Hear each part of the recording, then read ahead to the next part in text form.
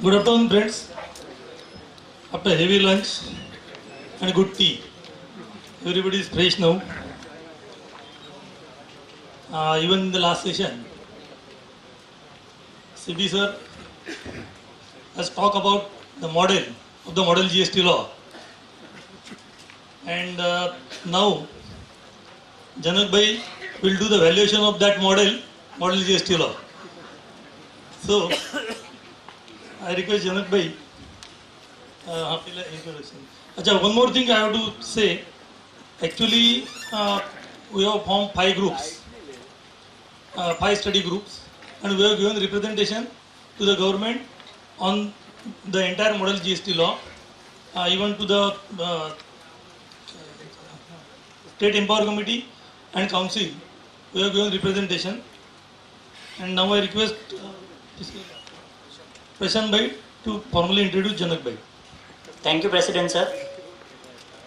It gives me great pleasure to introduce 5th technical session speaker, CA Janak Vaghani. He is practicing chartered accountant since 1985 on sales tax. He has presented paper at NRRC, RRC organized by various professional organizations on the subject of sales tax. He has written books jointly with others on sales tax and works contract tax published by various professional associations. He is a member of study group of WRC of ICAI for publication of Guide to MVAT Audit and issues on VAT audit published by WRC. He has contributed articles on sales tax in various tax journals.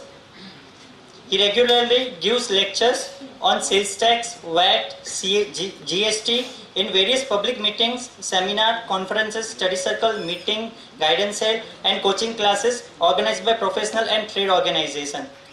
He was associate editor of Sales Tax Review from 2001 to 2002 and 2002 to 2003. He was the chairman of the Malad Chamber of Tax Consultant in the year 2006-2007. He was a national treasurer of AIFTP. At present, he is associate editor of journal published by AIFTP and member of subcommittee of various professional associations. With this brief introduction, I present before you CA Janak Vaghani and request you to welcome him loud applause. Now I request President Sir to offer a memento to Janak Bhai as a mark of our love and affections toward them.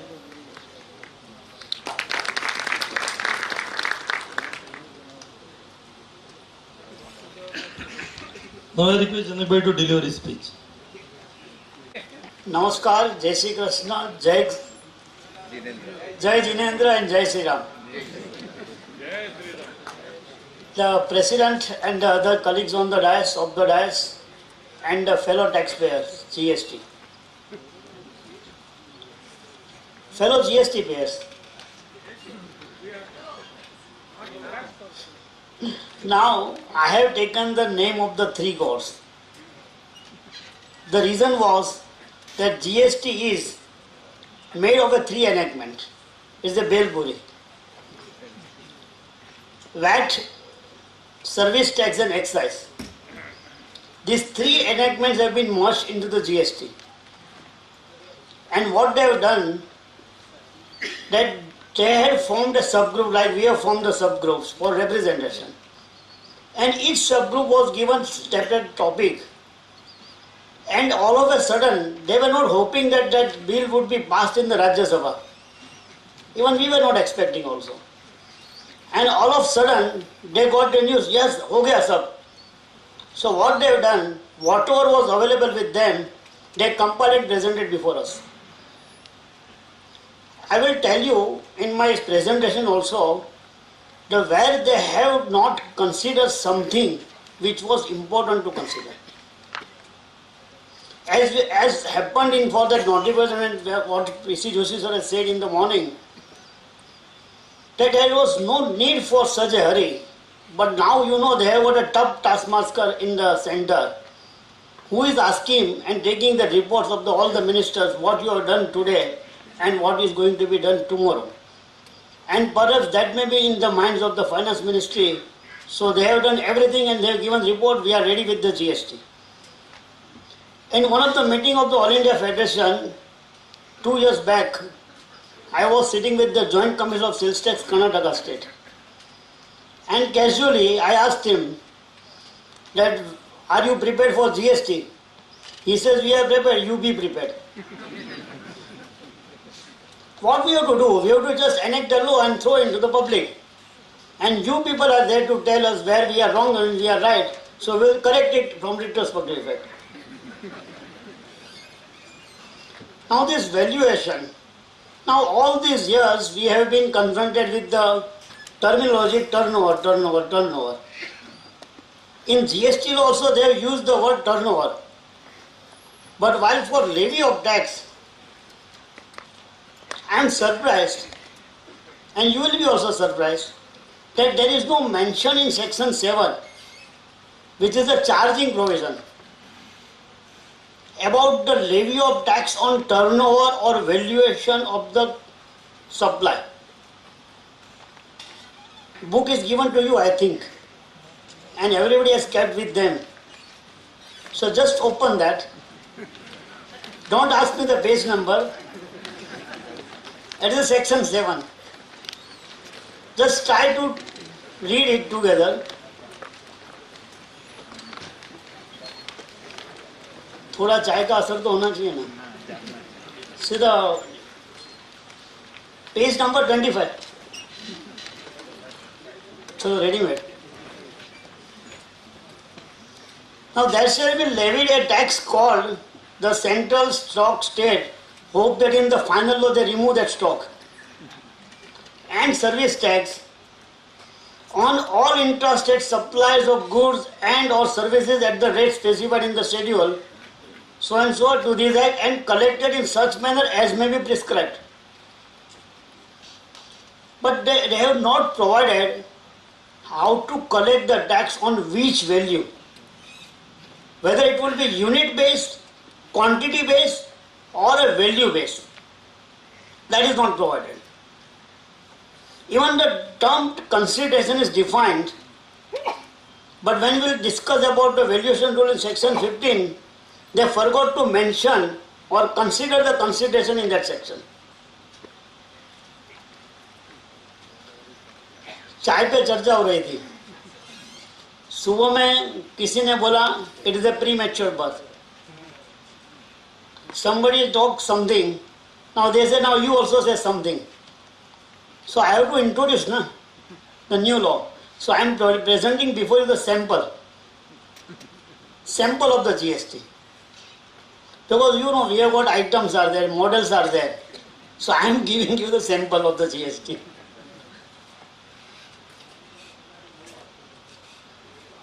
Now section 15(1) is providing for valuation, and without specifically providing for the purpose of levy of tax. See, why do you want valuation? Why I said that there is no specific provision for levy of tax? Because section 7 they missed. In section 15 also they have missed. That this valuation is for the purpose of levy of tax to be calculated at the rate specified in schedule. Now, subsection 1 provides that the value of a supply of goods or service shall be the transaction value. So it would be a transaction value. Now that is what actually price paid or payable for the said supply of goods or services. So although the word terminology used valuation, but actually it is the actual receipt of the price, sale price, paid or payable for the supply of goods or services. So don't worry about the new terminology. It is the old cocktail in a new bottle. Where the supplier and the recipient of the supply are not related, and the price is the sole consideration for the supply, then the transaction value would be accepted for the purpose of the valuation. Now, general default rule is that actual amount paid or payable for supply of the goods or services would be the measures for calculation of the tax. Then they have defined what would be included in transaction value. Here we have to be very careful. The unlearning things begins from here.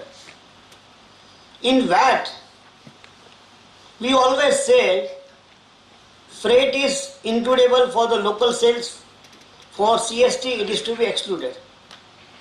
Service tax collected will not form part of the sales price. Cost of installation will not form part of the sales price. Cost of insurance will not form part of the sales price under the VAT law, but will form part of sales price under the CST Act.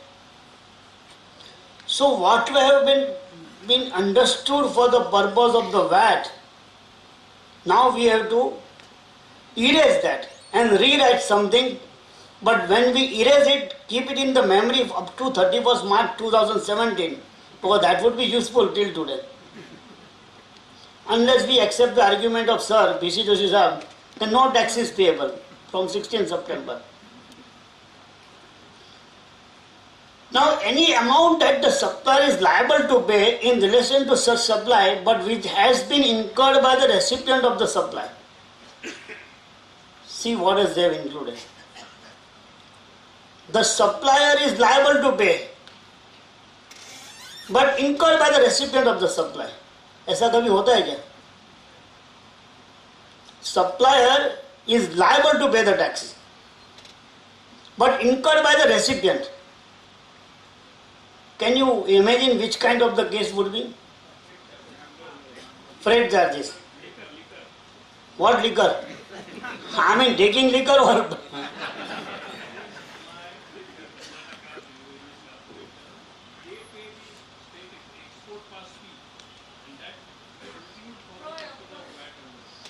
So the bottom line is that don't ask so many questions to ourselves.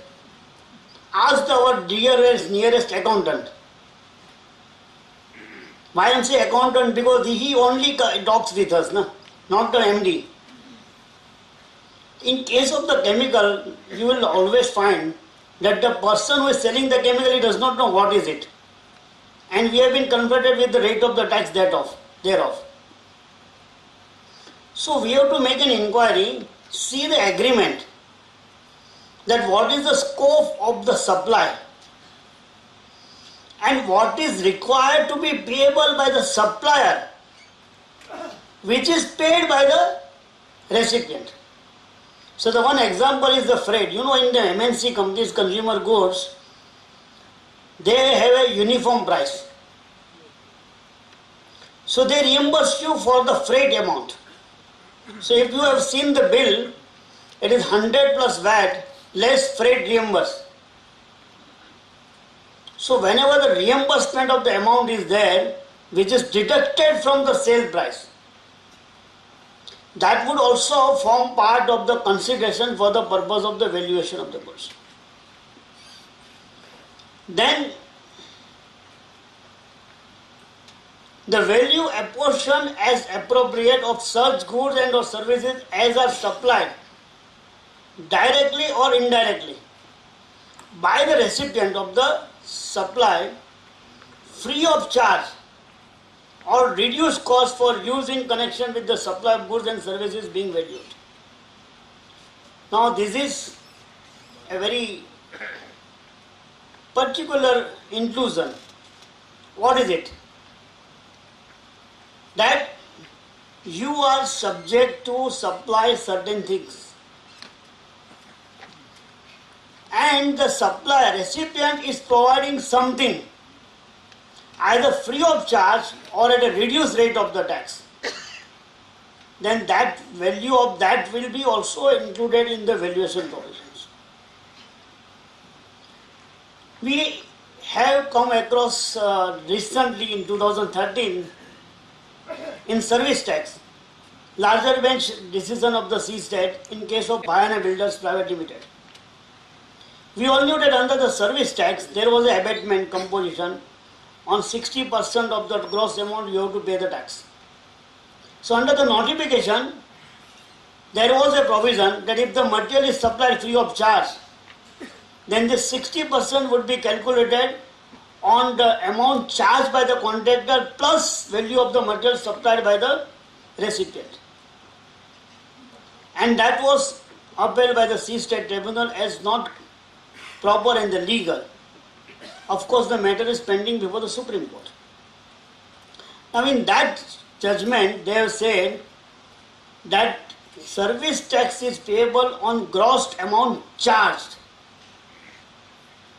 In respect of the free supply, nothing is charged. So the notification asking you to add the free supply value is not as per the provisions of the Act. Now we will have to examine this, whether this judgment will still hold good in GST or is modified. Now the reasoning was that the tax under the service tax was on the gross amount charged. As I discussed before, that there is no clear-cut provision under the GST law to pay the tax on the value of the goods charged or gross amount charged or turnover of supply. So till that is made clear, it is too early to make any comment in this respect, but at present the view is that now in this respect also free supply material, the value is to be added and on that gross amount tax is payable. Now, how do you come to know that this is supplied free of charge? Take the example of ourselves. Now, if you are required to attend an appeal in Ahmedabad, my scope of the supply is what? To attend an appeal in Ahmedabad. For that purpose, I have to travel from Mumbai to Ahmedabad. Correct? So the cost of my traveling is paid by the recipient. So he has supplied me the traveling facilities free of charge from Mumbai to Ahmedabad. Then would we say that charge cost of the traveling from Mumbai to Ahmedabad would be included in my total amount of the bill for the purpose of the GST? Think. It's possible. Because the wording is that free supply or supply made at concessional rate, that would be included in the valuation rule. This they have lifted from the excise provision and also service tax also it was there. The reasoning was that in excise and in custom, the taxable event is not the sale of the goods, but manufacturing and removal of the goods. And in custom, importation of the goods into the India. That is the taxable event. So it is very difficult to calculate the value of the goods. Now VAT is a transaction based tax. So our measures for the turnover mentioned in Constitution is the taxes on sale or purchase of the goods for a consideration. That is provided in the Constitution. If we look at the amendment to the Constitutions which was explained by P.C. Joshi sir, there the word for a consideration is missing. Supply of goods or services for a consideration is missing in the Constitution. So it is not possible for us to take a plea that the provisions made under the GST law to include the things which are not supplied by the supplier into the valuation is unconstitutional. It is very difficult to make such proposition. Now when they say and they market the GST that this transaction, this levy is a destination based tax, is a value added tax. as we have said in the VAT in 2002, when they had introduced the VAT, we have said that except in the name of the Act, they have not used the word value addition tax in entire VAT Act. In GST also, they have not said that GST is a destination based tax, is a consumption based tax, or is a tax on a value added tax. In absence of these provisions, we have burnt our hands and fingers while arguing the Hawala case transaction in case of the Mahalakshmi before the Bombay High Court, where we have said and argued that look, value addition tax is payable on the sale of the goods, and the manner of calculation of the value addition is provided by paying tax on outward sales and claiming the tax on inward supply. Resultant is my value addition tax. It was explained at that time that there are two ways of the calculation of the value addition tax. One is that what I have explained you, and another was reduced invoice price method. From the sale price you reduce your purchase price, balance is your value addition, and pay the tax. For allowing the seamless transfer of input tax credit, that time also that word was used. Seamless transfer of input tax credit. I have forgotten how many seams are there in that. So the Bombay High Court said that to claim input tax credit is not your right. To claim input tax credit is not your right. It is the charity made by the government to you that they are allowing you the input tax credit. You should be thankful to them. And when I am allowing the charity, I have got all the right to put every conditions for that. And that is why they have upheld the constitutional validity of the section 48(5). Why I am repeating this? In my topic of valuation is this only, that although you call it as a valuation tax, what does it make difference that I charge the tax on 100 or 150 so that recipient will claim the set of 150? Let it be 100, make it simple. Make it very absolutely clear that whatever the value mentioned in the bill, that would be the case for the valuation, unless there is a fraud or crime with an intention to avoid or evade the tax. Here, if we look at the provision of the valuation, even without intention of evading the tax, they are going to change or alter the valuations declared by the supplier. That is what pinching. Then royalties and license fees as a condition of the said supply would be included.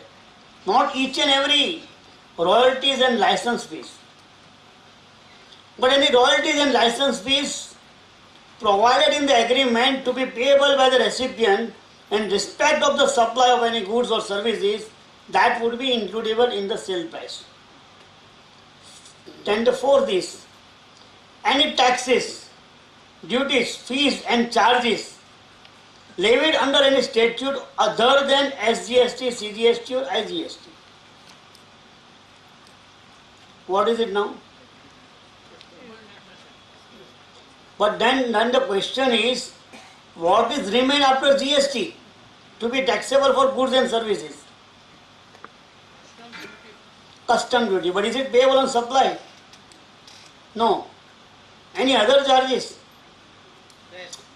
Yes? Sales is a tax holding. Local tax is not how it is merged. Stamp duty is not payable on goods or services, it is only instrument. Luxury tax is merged. It is subsidy. Subsidy on tax. Yes, excise duty on tobacco and excise duty on petroleum products and liquor. That is in relation to the goods and services. And of course custom duty in case of the bonded transactions. Now, what we have learned, relearned about the service tax, that matter is still not resolved, pending before the High Court, Bombay High Court. Now they have made it very clear that any tax collected under the GST law, whether SGST, CGST or IGST, will not form part of sales price. Now another thing is, if the sales they introduce, abhi bola abhi folk, that in their government presentation on the website, they have said all the sales will be merged. And what happened in the last GST council meeting? Sales will be continued. Now then, what is the nature of this sales if it is continued? Then we have got a Supreme Court judgment in case of ISR rubber factory, hosiery goods, rubber. That was the case where the surcharge was introduced. So what is the effect of the surcharge? It is an increase in the rate of tax only. Although you change the name, but it's nothing but a rate of tax only. So even though surcharge is continued in the GST, so one can argue that surcharge is a rate of tax only, so it cannot form part of valuation.